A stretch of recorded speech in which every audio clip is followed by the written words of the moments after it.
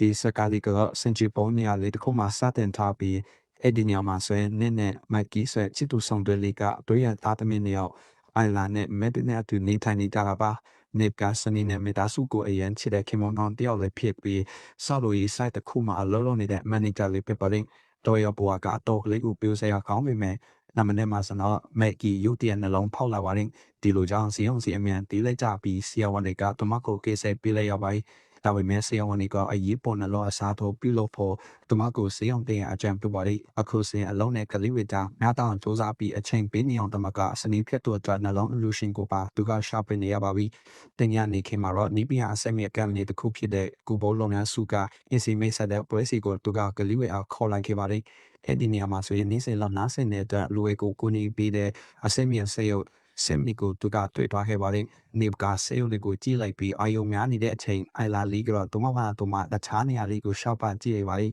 ဒါကတတိသားမိသားခဲ့ပြီးသူထဲလန့်သွားလက်သမီးကိုလိုက်လံရှောက်ပေးပါတယ်ကန်ကောင်းစားနေပဲ LF ဆွဲစစ်တယောက်ကကလေးငယ်ကိုဖခင်ဖြစ်သူစီပြန်ခေါ်လာပြီးကကလေးကိုလည်းစောင့်ရှောက်ကြည့်ရှုပေးပါမယ်လို့ပြောလာပါတယ်ဒီအချိန်မှာပဲအယောင်သမားကလေးရောက်လာခဲ့ပြီးတော့ LF ဟာသူတို့ရဲ့အစိအမြင့်ဆုံးလီဘီယာကိုအသုံးပြုထားတဲ့နောက်ဆုံးထွက်ဆက်ရုပ်ဖြစ်တဲ့အကြောင်းရှင်းပြပေးပါတယ်နောက်ဆုံးပေါ်နီးပညာကဆက်ရုပ်ကိုလူသားတွေခန်းစားချက်တီအားလက်လံတူပဖို့အတွက်ခွင့်ပြုပေးထားတာပါအလုံးနဲ့မိသားစုဘဝအကြမှာပြများနေခဲ့တဲ့နေ့တယောက်ကလည်းတောက်ကိုအတူကလေးစိတ်ဝင်စားသွားခဲ့ပြီးတော့ဆက်ရုပ်ကိုဝေဖို့ဆုံးဖြတ်လိုက်ပါတယ်နောက်မနေ့ခင်မှာပဲအဲလက်ကတို့ရဲ့ AC ပွဲရောက်လာခဲ့ပြီးအိမ်ပတ်ပတ်လေးမှာရှိတဲ့အရင်အတိုင်းကိုလိုက်ကူလုပ်ပြီးပါလိမ့်မိသားစုတယောက်စီတရဲ့လှုပ်ရှားရှိတော်ဝေကိုလည်းမှတ်သားထားပြီးတော့စမရီကတက်တာကဈေးဝယ်ရမယ်စီရင်ကောင်မှလိလာပြီးမခိုင်ခန့်တဲ့လေကလည်းရန်ကောင်မှပြင်ပေးလိုက်ဒီပါလိတနေ့တာကုံဆုံးပြီးတဲ့အခါမှာတော့မိသားစုအနေနဲ့အလုံးစုံတန့်ရှင်းနေတဲ့ AC ကိုပြင်လာကပူနေညစာကောင်မှတုံးဆောင်နေကြပါပြီစေယုကတို့ညစာစားနေတာကိုလည်းတိတိလေးစောင့်ကြည့်ပြီးတော့တို့ရဲ့အပြုတ်မှုပတ်တန်လေးကိုတုံးတော့ပါလိအဲ့ဒီညမှာဆိုရင်အိုင်လာကတမရဲ့အခန်းလေးကနေမိဖို့တဲ့ကိုခိုးဝေပါလိစင်ထိပေါ်မှာတင်ထားတဲ့ကိုကီဘူးကိုမိနိုင်ဖို့အတခွန်ပုတ်ကိုလန်တက်လာပါလိဒါပေမဲ့လည်းရှိရှော့သွားခဲ့ပြီးကိုကီဘူးကမောက်ကြလျာတမကွင်ကလည်းခွန်ပုတ်ကနေပြုတ်ကျသွားခဲ့ပါပြီအပေါ်ထက်မှာအလုံးလုံးနေကြတဲ့နစ်ကအောက်ထက်မှာရှိတဲ့အတန်ကိုကြားလိုက်မိပြီးတော့ချက်ချင်းကိုပြီးဆင်းလာခဲ့ပါလိမိဖို့ကန်ကိုရောက်တဲ့ချိန်မှာစင်ကကလေးငယ်အားဖမ်းချီထားတာကိုမြင်လိုက်ရပါလိအိုင်လာလေးဘာမှမဖြစ်သွားပေမဲ့စီယူကိုထူးဆန်းစွာနဲ့ပဲဘေးချီတော့ကနေတွေးဝေထွက်လာပါလိကလေးဝေကိုအီယာတဲ့တက်ရပြီးမှတော့နေကအဲလက်ကိုတွားကြည့်ပါလိသူမကိုရေရှော့ခန့်တဲ့အသွေးဝန်းနဲ့တွေ့လျော်ပါပြီနေပါဘာပြပြင်ပေးဖို့လိုအပ်တယ်လဲဆိုပြီးကိုယူပေးရနဲ့မေးလိုက်ကအဲလက်ကဗေဒယာမျိုးပူမဆိုချက်ချင်းပျောက်ကင်းစေတဲ့အထူးထုတ်ထားတဲ့ပလတ်စတာကိုအတုံးပြုပြီးနေပါပြီအချင်းနေကြပြီးမှတော့မိသားစုစေးရုံကမက်ကီစီတွားလေပါလိဒုစကားဝေကြားတဲ့ကနေကလေးဝေကစင်ကိုတကယ်ချင်းနေကြတွေ့မြင်ရမှာပါအဲ့ဒီအချိန်မှာပဲဆန်နီနဲ့နှစ်ယောက်တည်းရှိတဲ့အချိန်နဲ့ချစ်ရဲ့လူဝိုင်းဆန်နီမရှိရှန်တဲ့သူစီမှာလေပန်းဆရာနဲ့ဖတ်တယ်လို့တော့ကလေးဒီကန်ထားပုံရပါတယ်။နောက်ရဲ့အလုံးမှာဆိုတော့တတိကဒွေရဲ့အလုံးလေးကိုဆက်ရုပ်ကံမီတစ်ခုကခုစလေးတယောက်အားပြသနေခဲ့ပြီးနေနဲ့လောဖို့ကံဖက်တွေတွေ့ကြပါတယ်။တိချင်စိတ်ပင်းပန်းနေတဲ့နစ်ကစပဝေးစာနဲ့စကားပေါ်ကြီးကစိပြဆရာတရင်ကိုသာကြားလိုက်ရပါလိမ့်။ကမ္မနီကလူတာအလုံးမောက်ဝေကိုရှော့ချပြီးတော့ဆေးရုံတွေကိုအစားထိုးပြီးတော့အကျိုးအမြတ်များစွာရရှိဖို့ကြိုးစားနေတာပါစူပါဗိုင်ဆာကနစ်ကတော့အဆက်မန်နေဂျာအနေနဲ့ဆက်ရှိနေမှာပါလို့ကတိပေးခဲ့ပေမဲ့နစ်ဖာရူပိုကံဖက်ဒီနဲ့နီတူလို့ထွက်ဖို့အတွက်ပြင်ဆင်လာပါတယ်စူပါဗိုင်ဆာကသူ့စနီအတွက်ပေးရမယ်စိတ်ဖို့အကြောင်းတွေကိုပြလေတတိပေးလာတဲ့အခါမှာတော့နစ်ကစိတ်ပြန်ပြောင်းပါခဲ့ပြီးအလုံးမှာဆက်နေဖို့သဘောတူလိုက်ပါတယ်အဲ့ဒီညကလေးရဲ့တိတ်အပြီးမှာတော့အဲလက်နဲ့အတူအဲခမ်းမှာလာနေပါလိနေကဒမကောကာဆာဘလန်ကဆွဲဆက်ကအတူလာကြည့်ဖို့ခေါ်ခဲ့ပေမဲ့အမျိုးသမီးကဒမရဲ့ဒေတာဘက်ကနေပြီးဆလန်တဲ့ဘုံလုံးကိုတိထားပေးတာဖြစ်ပါတယ်နေဖာရုပ်ရှာအတူကြည့်ရှင်ကလုံးဝမတူညီတဲ့အတွေ့အကြုံပဲလို့တုံ့ပြန်ပါတယ်အဲ့ဒီနောက်ဒီစက်ကနေပတ်သက်လို့ဒမတိထားတဲ့များကိုရှင်းပြရမိတ်ပေးပါတယ်ဒီလိုနဲ့ပဲစေယောကဒီလိုလို့ဖို့ဒမကို program ပြင်ရေးမှာပဲရမှာဖြစ်တဲ့အကြောင်းရှင်းပြပေးပါတယ်အဲ့ဒါနဲ့ဒမရဲ့အငြင်းစုပ်ထဲကအတိုင်း11ပေါက်ကပါဝါခလုတ်ကို9စက္ကန့်ကြာဖိထားပါတယ်အဲ့ဒီနောက်မှာတော့ကာဆာဘလန်ကာနဲ့ပတ်သက်တဲ့အချက်အလက်တွေမှတည်းများဒမရဲ့ system ကနေပျောက်သွားခဲ့ပါပြီအဲ့ဒီနောက် lab နဲ့အတူထိုင်ပြီးတော့စက်ကားကိုပထမဆုံးအချိန်နဲ့ခန်းစားကြည့်ရှုခဲ့ပါလိစက်ကားတွေကတော့အချက်ဟာအရန်စားကြည့်လွန်ပြီးအထီကိုကောက်ပဲပေါ်တော့တစုံတယောက်အနေနဲ့မကောင်းတဲ့အရာတွေတောင်လုံနေတဲ့အကြောင်းဒမကတုံးတပါလိအဲ့ဒီအခက်မှာပဲမက်ကီကတည်င်းကောင်းတဲ့တွဲရစက်ကကြည့်ရအဆိုင်ကိုနောက်ရှင်နေပါလိဆေးရဝန်ဟာအလူရှင်ကိုရှာတွေ့ပြီးပြီမလို့ခွဲဆိုင်မှုကိုရတက်မှထားပြီးပြီဖြစ်လာကြကျင်ရလဲပါလိဒါပေမဲ့လည်းနောက်ရမှာဆေးရဝန်ကစိတ်ပူစရာတည်င်းကိုယူဆောင်တာပါလိ AD ဒေတာအတွင်းမှာမုန်တိုင်းကြီးတိုက်ရောက်နေခဲ့ပါဒါကအလူရှင်နှလုံးကိုတေးဆောင်လာတဲ့ဟယ်လီကော်ပတာကိုဈေးုံရောက်ဖို့အတွက်ခက်ကင်းစီပါနေခွေစီမှုကိုထပ်ပြီးတော့ကန်ဆယ်ပင်လောက်ရအောင်မှာပြပါနေအဲ့ဒီညမှာတော့ CPI အာရုံနေတဲ့ NIP ကတင်းကျပ်မှုတွေကိုဖြေလျှော့ဖို့အတွက်လူဖို့ကန်ဖက်တွေနဲ့အတူအရက်သားတော့ပါလိတောက်လုံးကအလောက်အတိအပေါ်အတွက်ရုံးကန်နေရတာကြောင့်စိတ်ညစ်နေကြတာပါစင်နေကိုသူကဒရဖိနေခဲ့ပြီးလက်စားရှိရှိနဲ့တောင်တမပနဲ့ရေရွနေခဲ့ပါနေနေမလဲအရန်ကိုရင်းနေပြီးတော့လူပေါ်ကိုင်မဲ့ဟောင်းဖြစ်တဲ့မွန်တီဂရောင်းတရားဆိုင်မှာသူပင်စီတချို့ကြံခက်တဲ့တာအတိပေးပါဒါနဲ့သူကလည်းအဖွဲ့တော်ဝိတ်ကိုအလုံးစီမောင်းပူပြန်တောင်းဆိုပါနေအဲ့ဒီကိုရောက်တဲ့အခါမှာတော့ဆမ်ကအလုပ်တမအတိတ်တွေထိသိမ်းထားရကွန်တိန်နာကိုတားတိတ်တာပါလိကွန်တိန်နာကိုလော့ကထားပြီးတော့ password ခန့်လာခဲ့က site manager နဲ့ကဒီ password ကိုတီပါလိဒီကဖြင့်ပေးဖို့ပုံမြင်ဆန်တဲ့မိုဒီကကောနဘဟာအိုင်လာလေးရငွေနဲ့ဖိလိမ့်မယ်လို့ခံမှာပါလိတိုက်ဆိုင်မဲ့ခံမှန်းချက်ကမှန်တော့ခဲ့ပြီးတော့အိုတင်နာပွင့်သွားလျောက်တဘောင်ဆန်တဲ့တူနေကြတဲ့ဆေးအလုပ်တမောင်းကြီးကလည်းထွက်လာခဲ့ပါလိအလုပ်အဖြူခံထားရလို့ drug trap ပြီးတော့အနားမှာရှိတဲ့တန်တုံးနဲ့ဆေးရုံလေးကိုသူကစတင်ဖျက်ဆီးပေးပါလိကြောင်းနေခဲ့တဲ့ NIP ကတားဖို့အတွက်ကျူးစားပေးမဲ့အခြားလူတွေကသူ့ကိုပဲလေထင်းရှုံထားကြပါလိဝေရောက်တိုက်ခိုက်မှုပြီးလို့အပြီးမှာတော့အားလုံးကအင်ကိုပြန်ခဲ့ကြပြီး NIP ကလည်းချက်ချင်းကိုရေရှိုးပါလိရုပ်တည်းဆိုသူလိုပဲအဲလစ်ပေါ်ယူလာပြီးကသူ့စနီရဲ့အဝတ်ယုံကိုဝတ်ထားတာလည်းပတိထားမိခဲ့ပါလိစင်ကမက်ကီယာကိုနန်ဟာကလေးမီကိုနှွေးထွေးစေတယ်လို့မဲလို့ရှင်းပြခဲ့ပေမဲ့ NIP ကဒါကိုမတိုက်မဲ့ပြန်ချွတ်ထားဖို့ပြောပါလိဆေယုကအမိတ်ကိုနာခံပြီးချက်ချင်းပဲချိုးလိုက်ကအတွေးဝတ်တဲ့ကျင်းလိုပါလိ lips လို့ရှာလာခဲ့ပြီးတော့ထွက်တော့ဖို့ကြိုးစားပေမဲ့အဲလက်ကတာဝန်လေးသူမသူ့ကိုပေါ်ကပေါ်ကိုဖေးလိုက်ပြီးတော့ခုံမထိုင်စေခဲ့ပါလိပြန်တော့သူ့ပေါ်ပေါ်တိုင်လိုက်ပြီးလင်းနာကိုစီပိတ်ကမက်ကီအတန်သူ့ပါပြီးတော့စကားပြောဆိုပါလိ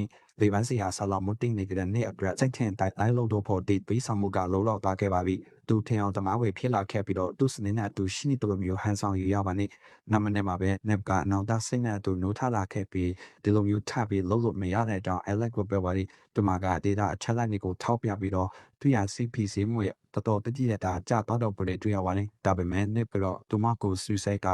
ဒါကလိုအပ်ချက်အတမဟုတ်တဲ့အကြောင်းအလုံးသားချင်းဆက်သွယ်မှုနဲ့အချစ်ဖြစ်နေတဲ့အကြောင်းပြည်လေရှင်းပြပေးပါလိအလုံးမှာစိမ့်လေတိုက်ခိုက်ခံရမှုနဲ့ပတ်သက်လို့ဆင်စိမ်မှုလုံးရန်ရဲဝေကရောက်လာတဲ့ချိန်မှာတော့အခြေအနေတွေကပေါ်ဆိုးနေရပါပြီနိဖာသူမင်းညာကသူရစနေနဲ့သူစေရုံမှာရှိနေခဲ့တဲ့အကြောင်းပြောပါလိဒါအပြင်လိုအပ်နေပါကအိုင်လာရဲ့မွေးနေ့ဖြစ်တဲ့ကြောင့်သူနဲ့ရင်းနှီးတူပဲသူမစိုးဒီအရာကိုခံမှန်းလို့ရတဲ့အကြောင်းလဲထပ်လောင်ပေါ်ကြပါလိဒါပေမဲ့လည်းတတိကိုယုံကြည်မှုမရှိခဲ့ပဲသူလိမ့်နေတဲ့ဆိုတော့အလုံးကနေထုတ်ပြီးမယ်လို့ချင်းကြပါလိဒီအခါမှာပဲမက်ကီစီကဖုန်းရလာခဲ့ပြီးနောက်ထပ် illusion ကိုချလို့ရထားခဲ့တဲ့အကြောင်းစစ်လို့ကြဝေတဲ့နေကိုကြားရရပါတယ်ဒါကသူ့ကိုလေရဲ့ section စီခဲ့ပြီးတော့ NIP အလုံးနားရဲ့ယူကစီအောင်ကိုပြရပါလိမ့်ကံကောင်းစံတွေပဲအစားထိုးခွဲစိတ်မှုကစိတ်များစွာပါဝင်တဲ့ခွဲစိစီအောင်အဖရရဲ့ကျေးဇူးကြောင့်အောင်မြင်ထားခဲ့ပါလိမ့်ရပိုင်းအတွင်းမှာပဲ Mackie ဟာစီအောင်ကနေဆဲလာနိုင်ခဲ့ပါပြီသူမရဲ့ခန္ဓာကိုယ်ကအားပြောနေစေပဲဖြစ်ပြီးတော့တားမြက်လေး Mac ကိုချေပေါ်မှာခါမကန်းနိုင်ခဲ့ပါဘူးဒီလိုနဲ့ Alex ကတာကလေးဝေကိုသူမအစာထင်းပြီးနေရပါလိမ့်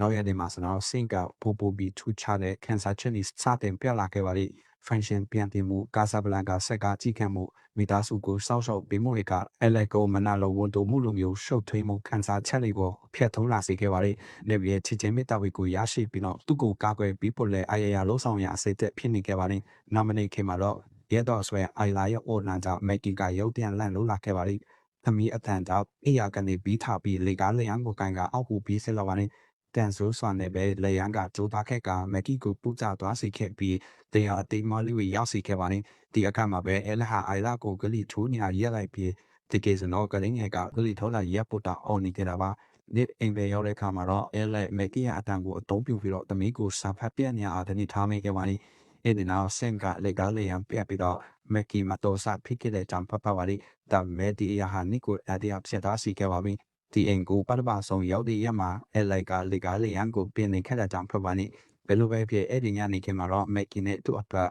သူ romantic ဆန်ဆန်ညစာပွဲလေးကိုပြင်ဆင်ပါလိစနေမနဲ့ကြည်လူနေတဲ့အချိန်မှာတော့တဝန်တူနေခဲ့တဲ့ Alep ကသူတို့ကိုပဒင်းပေါက်ကနေကြည်နေခဲ့ပါလိရက်စာစားပြီးတဲ့အချိန်မှာတို့ဤအတူချိုးကြပြီးပျော်ပါကြည်နုခဲ့ကြပါလိနေကမက်ကီကိုမနာချင်းစေရှင်နာကြောင့်တက်တော့တက်တာနင်းနေတာပျော်ပါနေကြပါလိဒါပေမဲ့လည်းတို့ရအထူးထားတဲ့အခိုက်အတန့်လေးကိုကြောချမ်းစီရောက်ကောင်းဆောင်တဲ့ Alep ကကြားဖြတ်ပြီးတော့အိုင်လာအိမ်မဲဆိုရင်မဲ့နေပြီးမက်ကိုမင်းနေတယ်လို့လာပြောပါလိပလီကိုပြန်အိတ်စီအပြီးမှာတော့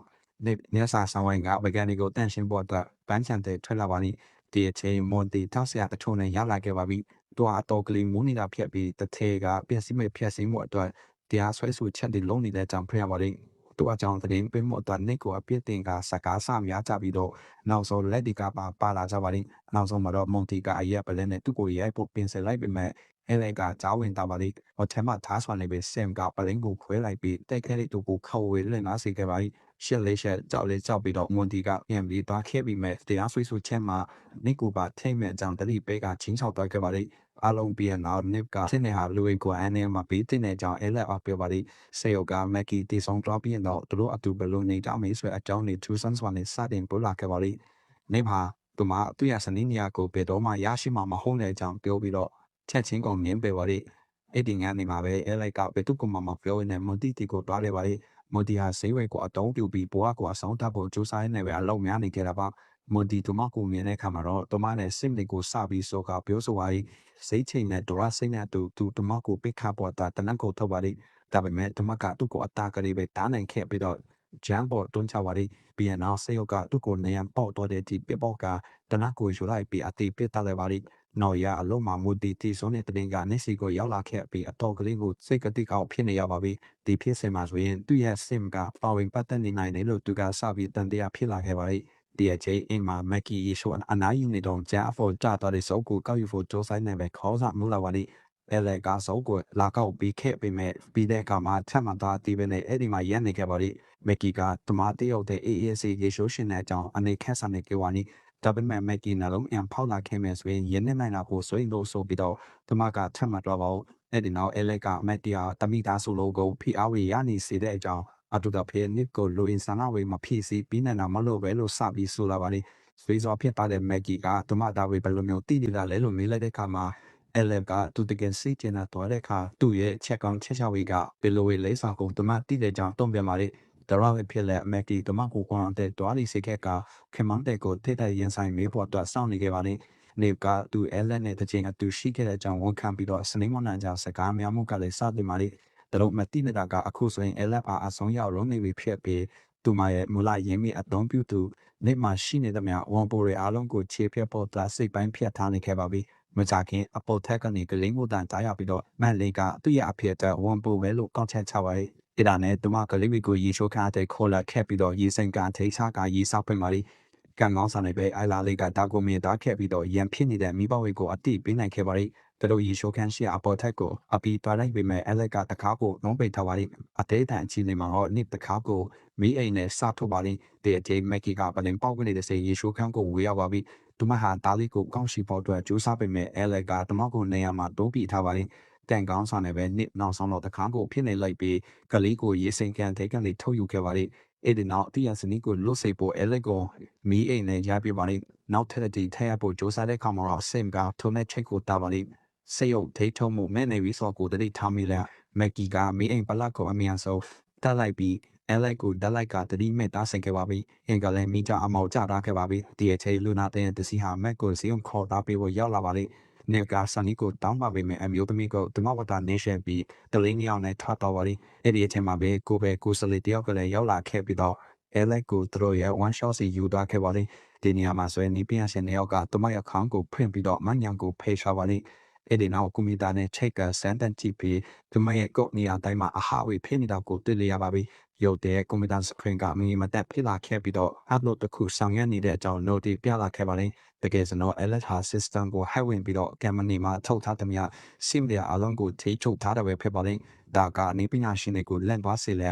memory ကိုသူတို့ပြန်ထုတ်ယူကြပေမဲ့အရန်ကုန်နောက်တာပါပဲLF က assistant ထဲမှာရှိနေခဲ့ပြီးဖြစ်တာသူမရဲ့ data ဝေအားလုံးကိုအနားမှာရှိတဲ့ LF 2ဆွဲဆက်မထဲတွေ့လိုက်ပါလိစစ်မတဲ့ကလှုပ်ရှားမှုတွေစတင်ပူလာခဲ့ပြီးတော့နီးပညာရှင်ခေါင်းကိုကျန်းတဲ့ရေးရဆက်ထုတ်ပြပါရင်အဲ့ဒီနောက်သူမရဲ့မူလစေအုပ်ကိုပဲလက်အသက်သွင်းကအခုစတော့ LF ကမျက်နှာမှာအသေးရဆရာဟတ်တာပွဲရခြင်းနဲ့ဖြစ်နေခဲ့ပါပြီအခုဆိုရင်လောလာသွားပြီးဖြစ်တဲ့ LF ဟာ link ကို share ခံပြီးသူ့ရဲ့အကြိုက်ဆုံးဝါကိုရောက်လာပါရင်ဝါကိုရောက်လာနေသူမရဲ့တောင်းဝန်ကသူ့ပူပြောရွှေအောင်လုပ်ပြီးဖို့ပဲဖြစ်တဲ့အကြောင်းရှင်းပြကသူမမွန်တီကိုတက်ခဲ့တဲ့အကြောင်းလည်းဝန်ခံပါလိမ့် နေကထားပြန်မောင်ဒူးစားပေမဲ့သူမကသူ့ကိုအတင်းပြန်ထိုင်ခင်းထားပါတယ်နေကလည်းဘာလို့ရမှာမတိတာကြောင့်သူမရဲ့ခေါင်းပုံမြင်တာစွာနဲ့ပဲထိကပေါ်ဟန်ဆောင်ခဲ့ပေမဲ့တကယ်စတော့ဒါကပရိယေပဲဖြစ်ပါတယ်ဉာဏ်ကြီးစွာနဲ့ပဲသူမရဲ့မဉဏ်ကိုသူဖုတ်ယူလိုက်လျာအချိန်တစ်ခုကြာတဲ့ပြေးသွားစေခဲ့ပါပြီဒါကနိကိုထွက်ပြီးဖို့အချိန်တစ်ခုရထားစေခဲ့ပါပြီဒါပေမဲ့စတော့အလန်နိကမက်ကီသူမရဲ့တလေးဝရှိတဲ့နေရာစီလိုက်လာခဲ့ပါပြီ